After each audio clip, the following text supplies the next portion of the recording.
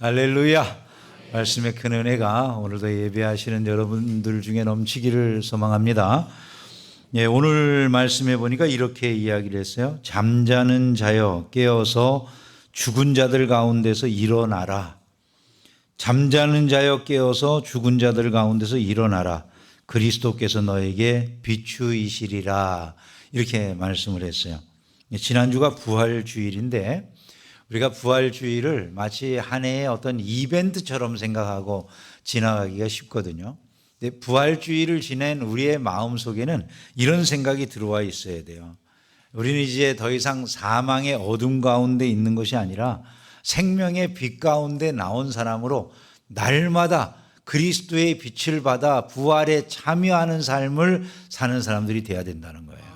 여러분, 그것이 매일의 일상이 되어지기를 주의 이름으로 축원합니다. 오늘도 그리스도의 빛은 우리에게 비춰지고 있는 줄로 믿습니다. 한때 이런 일이 있었다고 그래요. 뉴욕에서 한 서커스단에서 공연을 하는데 호랑이 4마리를 이렇게 큰 이제 케이지라고 그럴까요? 뭐 그런 거 안에다 집어넣고서 그 안에서 이제 조련사가 막 채찍을 가지고 호랑이 4마리를 뭐 나무에도 의자에도 올라가게 하고 막 이렇게 조련을 하는데 뛰어넘으라고 하면 호랑이들이 뛰어넘고 그런 일을 하는데 갑자기 정전이 됐대요. 불이 새카맣게 나가버리니까 그 공연장 안에 그 앞에만 쫙 이렇게 빛이 비치다가 불이 나가버리니까 아무것도 안 보이는 거죠. 깜깜해졌어요. 사람들이 다 긴장했어요. 왜냐하면 그 케이지 안에 빛이 안 들어가면 그 호랑이들을 어떻게 저 사람이 조련할까 하는 이제 그런 생각이 들잖아요. 이 사람이 그 안에서 계속 이제 관중들은 그냥 앉아 있는데 아무것도 안 보이는데도 채찍 소리가 들리고 그리고 그 사람의 이제 호랑이들을 향해 명령하는 소리가 들리고 그리고 조련하는 소리는 계속 나는 거예요. 한 1분쯤 지났다가 불이 들어왔대요. 사람들이 다 그 조련사가 멀쩡한 걸 보고서 다 박수치면서 대단하다고 이제 조련사를 칭찬했는데 공연이 끝난 다음에 한 기자가 그에게 물어봤답니다. 어떻게 그렇게 불이 나간 상황에서도 공연을 끝까지 잘 마치실 수 있었느냐 물어봤더니 그 사람의 대답이 놀랍더라는 거예요. 자기가 불이 나갔던 그 순간에 불이 나갔어도 호랑이는 어둠 속에서도 자기를 볼 수 있다고 그러더라는 거예요. 호랑이가 어둠 속에서도 자기를 볼 수 있는데 그 어둠 속에 있는 자기가 호랑이들을 못 보는 것 같다고 생각하는 순간 호랑이가 자기를 덮칠 수도 있다고 그러더라는 거죠. 그런데 그걸 알기 때문에 자기는 마치 자기가 환한 불빛 안에 여전히 있는 것처럼 아무렇지도 않게 호랑이들에게 그렇게 조련하는 행동들을 했을 때 끝까지 공연을 잘 마칠 수 있었다라는 이야기를 하더라는 거예요. 어둠 속에서도 내가 환한 빛 아래 있는 것처럼 그렇게 행동했기 때문에 살았다는 얘기 아니겠습니까? 오늘 우리가 처해 있는 환경들을 보면 굉장히 어둡죠, 그죠? 뭐 여러 가지 개인 사업들이 어렵고 삶이 힘들고 청년들이 일자리가 쉽지 않고 정치도 막 여러 가지 불신으로 가득 차고 가정마다 여러 가지 문제들이 있고 세상이 어두워 보일 수가 있잖아요. 절망하는 마음들이 들고 낙심하는 마음들이 들고 이럴 수 있거든요. 믿는 사람들도 다르지 않다 이렇게 생각하고 그 상황 속에서 주저앉을 위험성이 있는 거예요. 근데 그 어둠 속에서 우리가 주저앉기를 기다리고 있는 호랑이와 같은 세력이 있다는 걸 우리가 알아야 된다는 거예요. 사자와 같은 세력, 호랑이와 같은 세력들이 있다는 거죠. 그게 무엇이겠습니까? 어둠의 세력이고 마귀의 세력인 줄로 믿습니다. 우리는 그런 것을 기억하면서 우리가 빛의 자녀라고 하는 것을 한순간도 잊으면 안 된다는 거예요. 그거를 항상 기억하는 것이 부활을 살아가는 거예요, 여러분들이. 부활절을 지냈는데 부활을 살아가십시오. 그러면 여러분들의 삶의 오늘을 이기는 힘이 생길 줄로 믿습니다. 본문이 바로 우리에게 그것을 교훈해 주고 있는데요. 이 본문이 우리에게 오늘을 살아가면서 힘이 되는 이유는 먼저 이 본문이 우리가 우리의 정체성이 어떻게 변했는지를 가르쳐 주고 있는 거예요. 우리의 정체성 자체가 어떻게 변했는지 이 본문은 그걸 우리에게 말을 해요. 너희가 전에는 어둠이더니 이제는 주 안에서 빛이라. 빛의 자녀들처럼 행하라. 이렇게 말씀했어요. 너희가 전에는 어둠이더니 이 말은 너무나도 충격적인 말이에요. 그죠? 왜냐하면 이게 너희가 전에 어둠 속에 있었다라고 말하는 게 아니잖아요. 너희들이 전에 어둠 속에 있었다 이렇게 말하지는 않고 에테 스코토스라고 이렇게 말하는데 그건 네가 어둠이었다 이런 얘기예요. 네가 어둠이었다. 너희가 전에 너 자신이 어둠이었어. 다른 게 어둠이 아니야. 어둠이 밖에 있고 나는 따로 있는 게 아니라 나라고 하는 존재 자체가 어둠이었다. 이렇게 말씀을 해요. 그러면서 그 존재 자체가 바뀌었다는 걸 지금 말씀하고 있다는 거죠. 언제? 예수 그리스도의 죽으심과 부활에 연합한 자들이 됨으로 말미암아서 우리의 존재 자체가 바뀌게 되었다는 거예요. 어떻게 바뀌었다고 말합니까? 이제는 빛이다 이렇게 말하잖아요. 눈, 대, 포스라고 이렇게 말을 해요. 이제는 그러나 빛이다 이런 얘기거든요. 이게 그러니까 눈은 지금이에요. 대는 그러나 포스 여러분 뭐 스타워즈인가 그 영화 보면 포스가 내게 뭐 포스가 바로 저게 포스입니다. 빛이라는 그런 얘기죠, 그죠? 이제는 빛이래요. 빛이 되어가고 있다고 그래요? 네? 빛이 될 것이다라고 그래요? 아니요, 이제는 빛이다. 지금 현재 너희는 존재 자체가 빛이다 이런 얘기잖아요. 여러분 이게 얼마나 놀라운 얘기인지 몰라요. 세상의 모든 종교하고 기독교를 나누는 지점이에요. 세상의 모든 종교는 우리가 이 세상을 살아가면서 열심히 나름대로 노력하고 애쓰고 그렇게 힘써서 공로를 쌓고 그리고 노력을 해서 어느 순간에 내가 빛이 되자 이런 거죠. 그죠? 돌을 닦고 그래가지고 빛이 되자. 이게 세상의 모든 그 가르침이라면 그게 아니 기독교는 반대예요. 내가 너희를 그리스도 안에서 빛이 되게 했다. 너희가 빛이다. 이미 빛이 됐으니까 지금부터 빛같이 살아라 이렇게 말하는 거예요.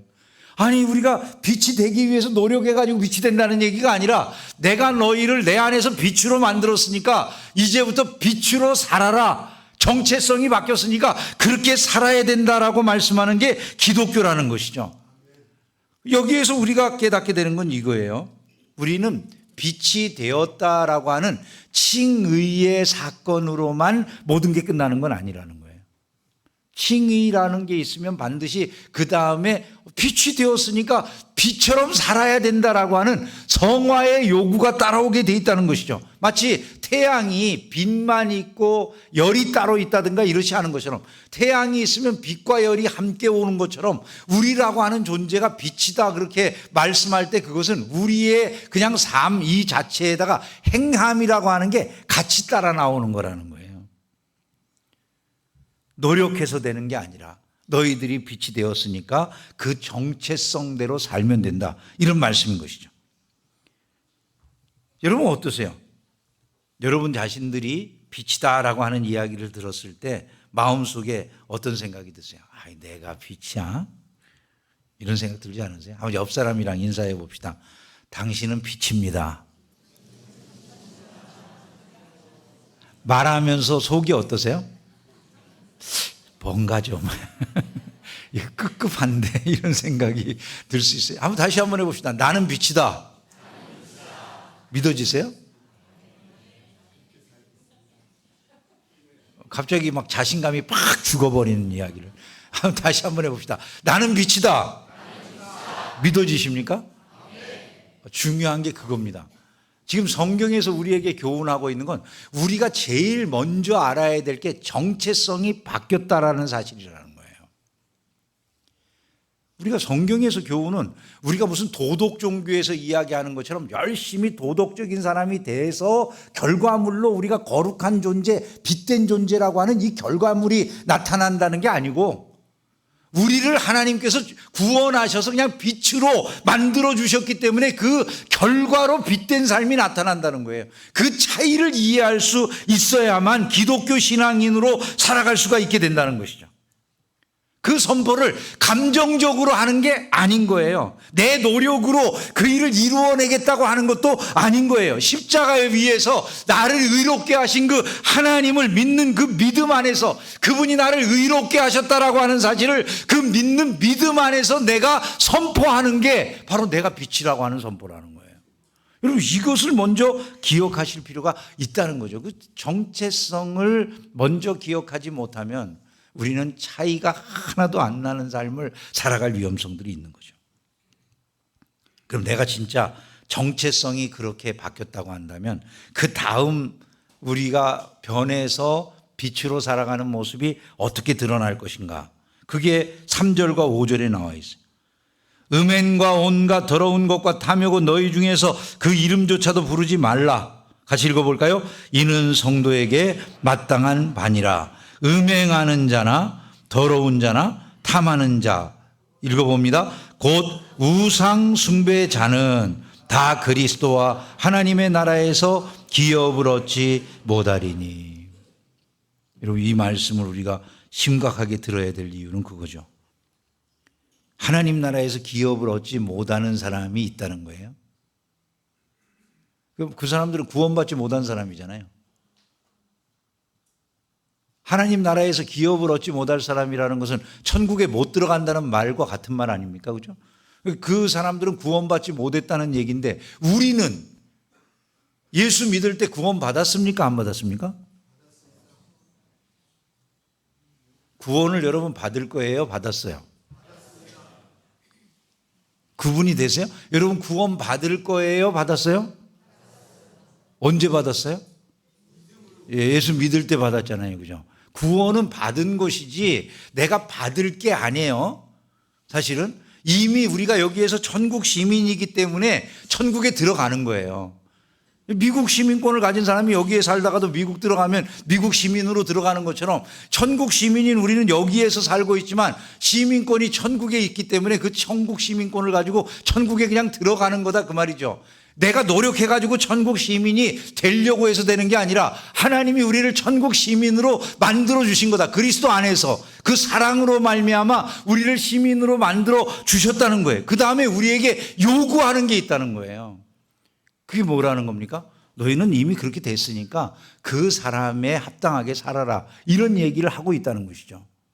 자, 이 말을 우리가 잘 기억해서 들어야 된다는 거죠. 자, 우리가 만약에 정말로 그리스도 안에 있으면 우상숭배라고 하는 게 우리가 어색할까요? 합당할까요? 어색하기 짝이 없겠죠. 아니 우리가 하나님을 섬기는 사람인데 여러분들이 예를 들어 예수 믿는 사람인데 절에 들어갈 때 그 막 흉악하게 생긴 그런 그 사천왕상이나 이런 걸 보고 마음이 그냥 아무렇지도 않으세요? 거기 들어가면서 옛날에 하던 것처럼 옛날 사람들은 그 앞에서 다 절을 하잖아요. 그죠? 그죠? 제가 일본에 가보니까 일본에 토리라고 하는 게 여기저기 그 신사 앞에 토리라고 하는 게 있더라고요. 토리라는 게 그 신사 들어가는 문이잖아요. 뭐 주로 주황색이든지 뭐 돌로 이렇게 문을 만들어내는데 그 앞에서 사람들이 들어가기 전에 다 절을 해요. 여러분. 두 손을 모으고 거기 신사에 다니는 그 일본 신사의 신도들이라고 하겠죠. 그 사람들 절을 해요. 왜 그 앞에서 왜 절을 하나 그랬어요? 그랬더니 그 토리라고 하는 그 문 자체가 성속을 나누는 곳이래요. 그 안으로 들어가면 신이 있는 곳, 신이 다스리는 곳, 밖에는 아닌 곳. 참 이상한 신도 다 있어요. 보니까 그 신은 제한이 있는가 봐요. 그래서 하여간 사람들이 근데 그 앞에서 다 이렇게 그러니까 손을 모으고 합장을 하고 절을 해요. 자, 우리가 믿는 사람들이 그런 걸 보면서 되게 이상하게 여겨지겠죠. 그죠? 왜? 나는 이제 하나님을 믿으니까 그게 너무나 내게는 어울리지 않는 일이라는 게 자연스러운 거예요. 그러면 지금 여기서 말하는 음행하는 것, 더러운 것, 탐하는 것이 다 뭐에 해당된다고요? 우상숭배에 해당된다는 거예요. 그러면 우리에게 이게 자연스러운 것이 아닌 것이 될 거 아니겠어요? 그럼 예전에 우리가 어둠이었던 시절에는 이런 것들이 자연스러웠나요? 이런 것들이 매우 자연스러운 것이었을 거라는 얘기예요. 목사님 설마 나는 그런 사람 아닌데 여기 말하는 것도 보기에도 좀 급급한데요. 음행하는 자, 더러운 자, 탐하는 자, 나는 적어도 이런 사람은 아닌 것 같은데 이렇게 생각하실지 모르는데요. 사람들이 결국 추구하는 게 다 뭐에 기초한 것 같으세요? 하나님 없이 위로를 받고 하나님 없이 내 자신의 안식을 얻으려고 하는 이런 마음들이거든요. 그 모든 것은 결국 하나님 대신 다른 걸로 그 하나님의 위치를 바꿔놓는 거예요. 돈이든 그게 내 쾌락이든 아니면 내가 가지고 있는 어떤 미래에 대한 자산이든 그런 걸로 바꿔놓는 거거든요. 결국 하나님이 공급하신다는 신뢰를 다 버리고 내가 움켜줘야만 된다는 그런 불신앙이고, 하나님이 다스리신다는 믿음을 저버리고 내가 모든 걸 통제하고 다스려야만 안심하겠다고 하는 그런 두려움이 그 심령 속에 근거가 되고 있다는 거죠. 그 모든 것들이 우상숭배라는 거예요. 여러분, 그게 자연스럽겠어요? 아니라는 것이죠. 그럼 내가 분명하게 그리스도 안에서 빛이라고 하는 걸 자각하는 사람이라면 어떤 삶을 추구할 때 자연스러움이 나타날까? 다른 것이 아니라 이런 거라는 거예요. 우리가 존재 자체가 바뀌었으면 착함과 의로움과 진실함이 우리에게 자연스러워진다는 거죠. 여러분, 어떤 것 같으세요? 열매라고 하는 말이 중요해요. 열매. 열매는 내가 그 나무면 그냥 맺는 게 열매예요. 그죠? 내가 그 나무가 아니면 그 열매를 못 맺는 거예요. 열매라고 하는 건. 내가 그리스도인이라고 해서 그리스도 안에 뿌리를 받고 있는 그런 나무면 분명하게 이런 열매들이 나타나는 게 자연스러운 거지. 아니, 내가 그리스도 안에 뿌리를 받고 있는 그런 나무인데 내 나무에서 음행이 자라나고 내 나무에서 더러운 게 자라나고 내 마음에서 탐심이 자라난다, 이런 일은 없다는 거예요. 우리는 과연 어떤 위치입니까? 근데 이상하죠. 난 분명히 예수 믿는데,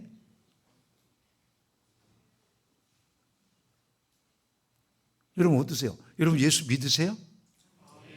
분명히 예수를 믿으십니까? 그럼 예수 믿는데 이상하잖아요. 내 안에 아직도 이런 게 남아있는 것 같거든요. 내가 예수를 안 믿나? 내가 안 믿으면 뿌리가 다르니까 뭐 다른 열매가 맺는 게 당연한데, 내가 분명히 내 안을 아무리 들여다봐도 스스로가 알잖아요. 내가 예수 믿는 사람인 것 같아. 나는 예수가 아니면 다른 건 이상해. 그러면 그 순간에 우리가 알아야 될 게 있다는 거예요. 내가 지금 마치 어두움에 있는 존재처럼 과거를 벗어나지 못하도록 나를 끌어당기고 있는 어둠의 세력 가운데 붙잡혀 있다는 걸 알아야 된다는 거예요. 그때 성도가 해야 될 가장 중요한 일이 뭐라는 겁니까? 자기 정체성의 선언이라는 거예요. 나는 더 이상 어두움이 아니야, 나는 빛이야 라고 하는 선언인 거예요. 여러분이 빛이라고 믿으십니까? 그러면 그것부터 선언을 하셔야 된다는 거예요. 한번 따라서 해봅시다. 나는 빛이다. 나는 어두움이 아니다. 믿으면 아멘 합시다. 그것부터 시작하는 거예요. 그것부터. 그러면 거기에서 힘이 나는 거예요. 거기에서요. 내가 계속해서 나는 어두움이 아니야, 내게 다가오는 시험이 있어요. 낭망하게 하는 것이 있어요. 절망하게 해요. 이 어두움의 시간 한가운데서, 우리나라의 이 어두운 시간들 속에서도 나도 불신자들과 똑같이 그렇게 반응할 마음들이 들어온다고요. 그때마다 내가 제일 먼저 선언해야 될 내용이 뭐라는 겁니까? 나는 어두움이 아니야. 나는 어두움이 아니야. 이 선언이라는 거예요. 여러분들의 정체성을 확인하지 못하는데 빛으로서의 삶이 나올 수가 없다는 것이죠. 빛의 열매가 맺히는 것은 당연히 이런 것입니다. 그 안에 있을 때예요. 이 그리스도 안에 있을 때 우리가 그 열매를 맺는 거예요. 여러분들이 계속 확인해야 될 건 여러분들이 예수 그리스도 안에 있느냐. 안에 있다라는 얘기는 뭡니까? 표현하면 제대로 믿고 있느냐는 거예요. 여러분 예수를 믿습니까? 그분이 주 되심을 믿으십니까? 그러면 이걸 이길 수 있습니다. 왜냐하면 자연스러운 결과물이 그렇게 나타날 수밖에 없기 때문이에요. 우리가 성령 안에 있으면 성령의 열매를 맺는다고 그러잖아요. 그 열매는 그것이 자연스럽게 나오는 것이지 억지로 노력해서 만들어내는 게 아니라는 거예요. 그냥 그 안에 있으면 그 열매가 나오는 거지, 내가 노력해서 이런 열매, 사랑과 희락과 화평과 오래 참음과 자비와 양선과 충성과 온유와 절제와 같은 이걸 내가 만들어내야 되겠다, 그게 아니라는 거예요. 내 안에 정말 예수 믿고 성령을 내가 받은 사람이라는 게 확실한 거예요. 이걸부터 확인해 보면 그 속에서 내가 이렇게 살면 안 되는 데가 나온다는 거예요. 여러분들이 이 일을 매일매일의 삶에서 잘 감당해 나가시기를 주님의 이름으로 축원합니다. 근데 여기서 조금 더 들어갈 수 있어요. 그게 뭐냐면 이 말씀에서 우리에게 교훈하는 게 너희가 세상의 빛이다, 너희가 이제부터는 빛이다 라고 말씀하는 그 내용이 단순하게 너희는 이제 구원받았어, 너희는 이제 구원받아서 새 사람이 된 거야, 요걸로 그쳐지는 건 아니라는 거예요. 조금 더 나아갈 수 있어요. 이거는 왜냐하면 여러분, 하나님께서 처음에 태초에 천지를 창조하실 때 제일 먼저 행하신 일이 뭡니까? 하나님께서 혼돈한 세상 한가운데, 어둠의 세상 한가운데 오셔가지고 그 수면 위를 운행하셨다 그러잖아요. 그러다가 하나님이 제일 먼저 하신 말씀이 무엇입니까? 빛이 있으라, 이렇게 말씀하시잖아요. 빛이 있으라라고 하는 그 말씀을 하시자마자 세상에 빛이 들어와가지고 그 어둠이 물러가고 세상에는 질서가 생기고 혼돈이 사라지죠. 그죠? 자, 이런 일이 빛이 있으라라고 하는 말씀에 담겨진 의미예요. 그러면 어떤 성도가 있는데 그 성도를 향해서 하나님께서 너 이제부터 너는 빛이야. 여러분 개개인에게 하나님께서 말씀하시는 거예요. 너는 지금부터 빛이야. 그거는 우리 한 사람만 구원했다라고 하는 이야기겠습니까? 그 빛이, 세상 속에 비추는 영향력을 미치게 하시겠다는 하나님의 뜻이 그 안에 포함된 겁니까? 포함될 수밖에 없죠. 왜냐하면 빛은 그냥 자동으로 비춰지는 거거든요. 이거는 빛을 감추어 둘 수 있는 게 아니기 때문에 그게 자연스럽게 드러나는 것 아니겠어요? 결국 이 빛이라고 하는 존재가 된다라고 하는 것은 나의 삶에만, 내면으로만 향하는, 내가 구원받아서 기쁘다에 그치는 게 아니라 세상 속에 그리스도의 영광을 드러내는 존재로서 삶의 모습을 드러내는 것, 이것이 된다라는 거예요. 신뢰를 들어보면 이런 거죠. 벤자민 프랭클린이라고 하는 미국의 건국의 아버지처럼 여겨지는 여러분들 중에 한 사람이 있잖아요.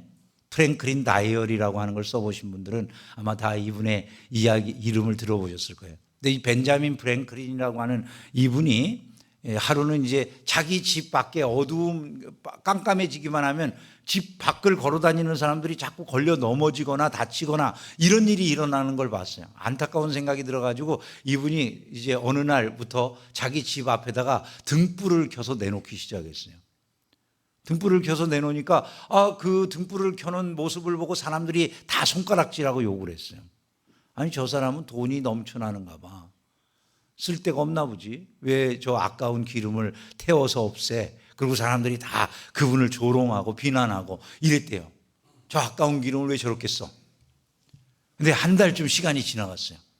어떤 일이 벌어졌냐면 사람들이 그 한 달 동안 넘어진 사람이 없는 거예요. 그 길에서. 그리고 사람들의 입에서 이제 소문이 나기 시작하는 거야. 거기에는 밖에 불이 있어가지고 멀리서도 길 찾기가 좋다, 이렇게 소문이 나기 시작했어요. 어떤 일이 벌어졌을까요? 한 사람, 두 사람, 다른 사람들이 자기 집 앞에다가 그렇게 등불을 내놓기 시작을 했어요. 그러면서 밤길이 환해졌어요. 이게 여러분 가로등의 시작이에요. 여러분 지금 밤길에 나갔을 때 여러분 어떠세요? 우리나라는 세계에서도 유명한 밤길이 환한 그런 나라 아닙니까? 그죠? 세계에서도 유명할 만큼 밤길이 환한 나라잖아요. 그 밤길이 환한 이 나라들이 이루어지기까지 제일 먼저 한 그리스도인이 자기가 손해를 보지만 누군가를 위해서 이 어두운 길에다가 빛을 발하겠다라고 하는 생각으로 내놓은 그 한 개의 빛이 오늘날의 가로등이라고 하는 것을 통해서 수많은 어둠을 밝히고 밤길에 안전을 보장해 주는 것이 되었다고 생각하면 놀랍지 않겠습니까? 하나님께서 우리에게 너는 빛이다라고 말씀을 해주셨을 때의 의미는 바로 그런 거라는 거예요.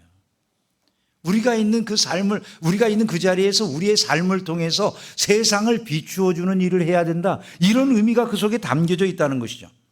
구체적으로 어떻게 하느냐? 그럼 우리가 어떻게 세상의 빛으로 살아가느냐? 그걸 이렇게 말씀해요. 너희는 열매 없는 어둠의 일에 참여하지 말고 도리어 책망하라, 이렇게 말씀해요. 책망함으로 인해서 그 일을 한다는 거 아니겠어요? 세상 속에서 우리가 세상을 어떻게 대하고 살아가느냐라고 하는 것에 말씀이 될 수 있는데, 세상을 어떻게 대한다고요? 책망한다고요. 근데 책망한다라는 말을 들으니까 당장 머릿속에 떠오르는 게 어떤 생각이세요? 여러분들이 세상을 책망하라 그러니까 당장 머릿속에 떠오르는 단어가 어떤 것들이 있어요? 왜 그따위로 해 일을, 좀 똑바로 할 수 없어, 이렇게 지적하는 거라고 생각하게 되잖아요. 그죠? 뭐 대답을 좀 해보세요. 아이고, 대답이 없어 다. 네. 여러분, 책망이라고 하는 단어를 생각하면 우리가 당장 그렇게 받아들여지잖아요. 그래서 우리가 이 성경을 볼 때 조금 이렇게 다른 그 번역본들이랑 이렇게 같이 좀 보면 좋은데, 이게 영어 성경에 보면 우리가 생각하는 그 책망이라고 하는 단어하고는 전혀 다른 용어가 쓰여져 있음을 볼 수가 있어요. 세상을 그렇게 책망하라라고 하는 말씀은 expose them이에요. expose them. NIV 성경이라고 하는데 보면 그렇게 돼 있어요. 드러내는 거예요. 그냥 빛이 들어가면 어떻게 돼요?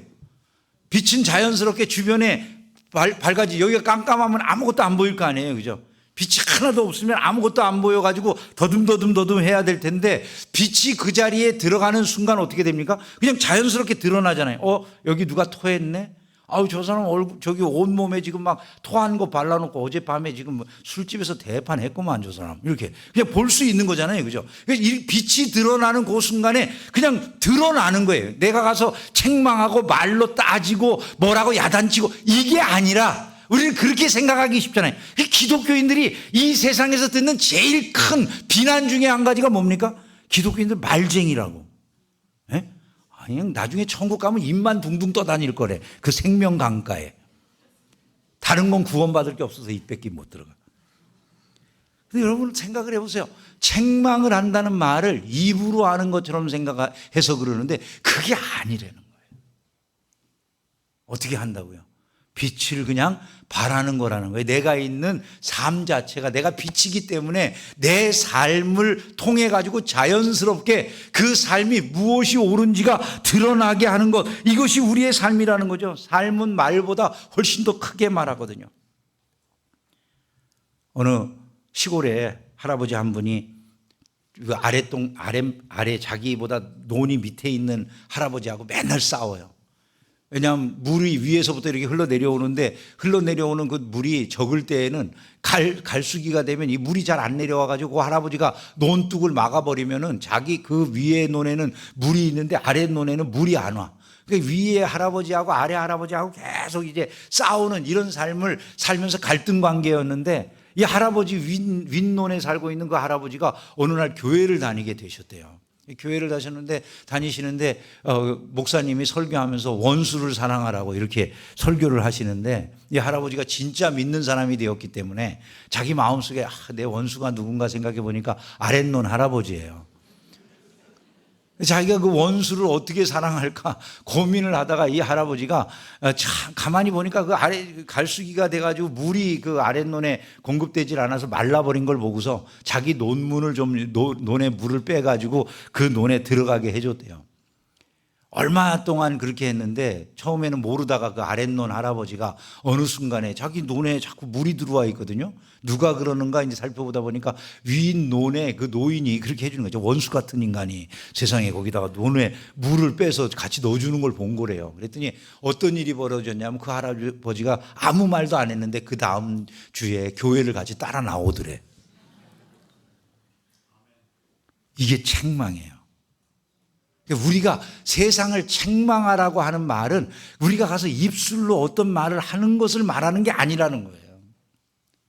그게 아니라 이렇게 세상 속에 변화를 일으키는 것을 말한다는 거죠. 요즘 우리 사회를 한번 여러분 생각해 보세요. 우리 사회는 서로 싸우는 소리가 높아져 있잖아요. 말로 세상을 비판하는 소리가 천지에 널려 있어요. 뉴스를 보면서 화가 나고, 정치를 보면서 화가 나고, 교회를 보면서도 화가 나고, 사람들과 사람들 사이에 다 화가 나 있어. 그래서 막 내가 있는 대로 화를 내는데 세상이 바뀝니까, 여러분? 비판하고 공격하니까 내 마음도 어두워지잖아요. 세상과 똑같이 싸우는 게 기독교인의 방법이 아니라는 거예요. 크리스찬의 방법은 삶으로 보여주는 거라는 것이죠. 그럴 때 사람들이 우리에게 물어본다는 거예요. 저 사람들은 왜 저렇게 다르지? 하고 말이죠. 우리의 모습이 달라 보일까요? 안타까운 것은 그리스도인들이 분명히 빛인데 이 정체성을 몰라요. 꺼져 있는지도 몰라. 자기 불빛이 지금 거의 비춰지지 않는, 그냥 다 사그러질 대로 사그러져 가지고 그 촛불 끝에 조금 남아있는 빨간 불빛으로 생각을 해요. 여러분, 촛불 끝에 불 빨갛게 조금 남아있으면 그 불 아닙니까? 불이고 빛인데 그게 빛입니까? 어느 맹인 한 사람이 자기하고 사람들 부딪히지 말라고, 자기는 안 보이니까 불빛을 이렇게 켜가지고 들고 다녔대요. 근데 어느 날 갑자기 한 사람이 자기에게 부딪힌 거예요. 아니, 당신은 눈이 없습니까? 왜 나한테 와서 부딪히는 거예요? 내가 등불을 켜고 다니고 있는데 왜 부딪혀요? 아니, 당신의 등불이 어디 있습니까? 불을 안 켜고 있으면 소용없는 거잖아요. 우리는 정말 빛입니까? 이것을 확인하라는 거예요. 이걸 확인하라고.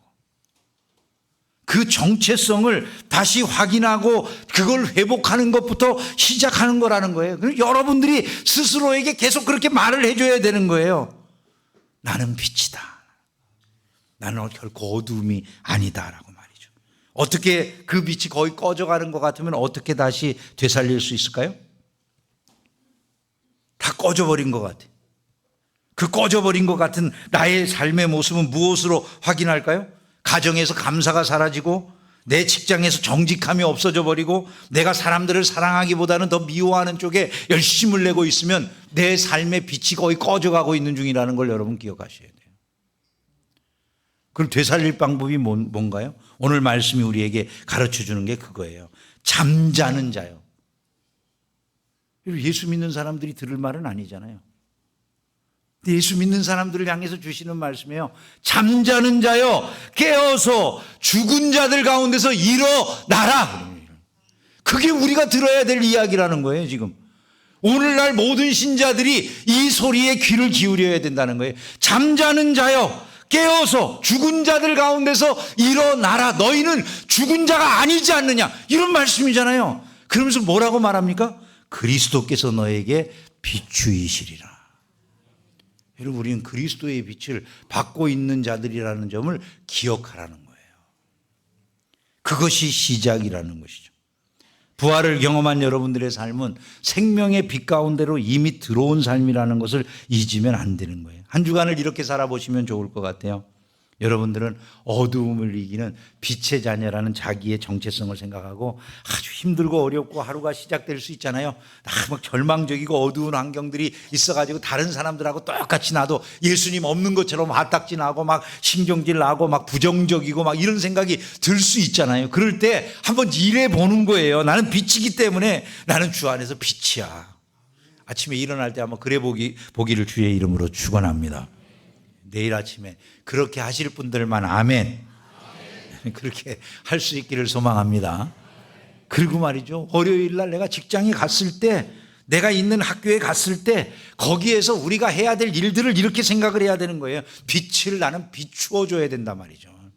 주님이 나를 빛으로 삼은 것은 나 하나만 빛되게 해서 구원했다라고 하는 게 끝나는 게 그게 아니라는 거예요. 그 빛은 비추어질 수밖에 없는 거다라고 하는 것을 생각하면서 누군가에게, 내가 한 사람에게, 장발잔에게 마치 미리엘이라고 하는 그 주교가 그의 어떤 하나의 빛이 되어 주어서 그를 구원해 내듯이 나도 누군가에게 한 줄기 빛이 되면 좋겠다, 이런 의식 가지고 살아가라는 거예요. 아무 관계 없지만 먼저 도와줘 보고 내 삶을 좀 양보해 보고, 그러면서 빛이 되어지는 일들을 저와 여러분들이 감당해야 될 줄로 믿습니다. 말로 요란하게 소리를 내는 것보다 삶이 더 크게 말한다는 사실을 기억하면서 하나님의 말씀을 내 안에 기억하고, 잠자는 자여 깨어서 죽은 자들 가운데서 일어나라 하는 그 말씀에 귀를 기울이고 그리스도께서 나에게 비추신다는 이 생각을 확신하면서 한 주간 주님 안에서 세상의 빛으로 당당하게 살아가는 복된 성도들 다 되시기를 주의 이름으로 축원합니다.